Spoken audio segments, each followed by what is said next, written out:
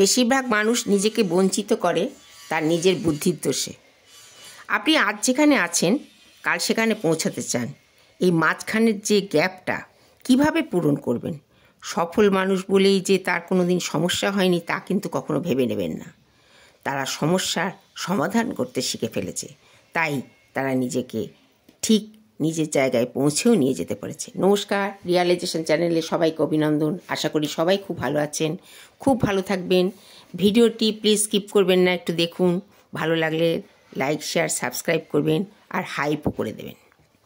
আপনি আজ যেখানে আছেন কাল সেখানে পৌঁছাতে চান, এই মাঝখানের গ্যাপটা কিভাবে পূরণ করবেন?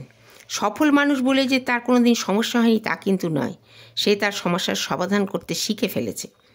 আমাদের জীবন নিয়ে একটু ভাবলে বোঝা যাবে যে 100%-এর মধ্যে কিন্তু 6 থেকে 7% ঠিক করে আমরা কাজ করি, আর বাকি 93% কিন্তু শুধু দুশ্চিন্তা করেই কাটিয়ে দিই।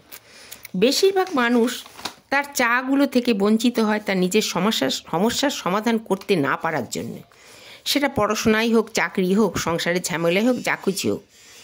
মনে করে এগুলো সমস্যার সৃষ্টি করছে যা আমাদের সমাধান করার ক্ষমতা নেই, আর অনেকেই সেখান থেকে পালিয়ে যাওয়ার চেষ্টা করতে থাকে আর সমস্যা তাদের বাড়তেও থাকে।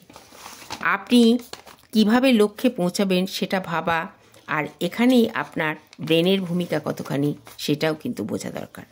সমস্ত কিছু ঘটতে পারে আমাদের এই মন থেকে, আর যা কিছু ঘটছে তার সব কিছুই আপনার মন থেকেই উদ্ভব হচ্ছে।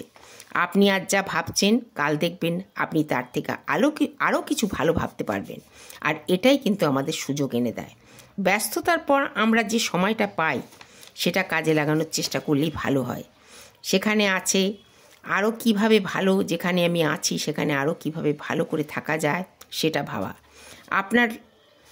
আপনি দেখুন কত ভালোভাবে আপনার ভাবনা আপনার মনে এমন একটা সুন্দর ভাবনা তৈরি করবে, যা কিছু আপনি নিজে ভাববেন সেই ভালো ভাবনাগুলোকে লিখে ফেলুন, আর বিশ্বাস রাখা আপনার নিশ্চয়ই আমি এটা পারবো।